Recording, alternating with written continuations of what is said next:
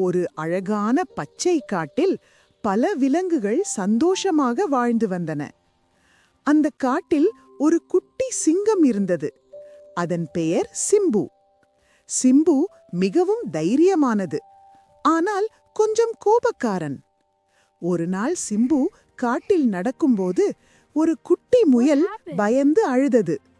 என்ன ஆயிற்று என்று சிம்பு கேட்டது. முயல் சொன்னது, என் நண்பன் குரங்கு மரத்தில் சிக்கிக் கொண்டான்.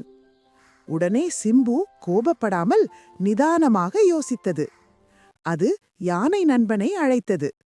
யானை தன் நீளமான தும்பிக்கையால் குரங்கை காப்பாற்றியது. எல்லா விலங்குகளும் சந்தோஷம். அப்போது சிம்பு சொன்னது, கோபத்தை விட நல்ல மனம்தான் பெரிய சக்தி. அந்த நாள் முதல் சிம்பு எல்லோருக்கும் உதவும் நல்ல சிங்கமாக மாறியது.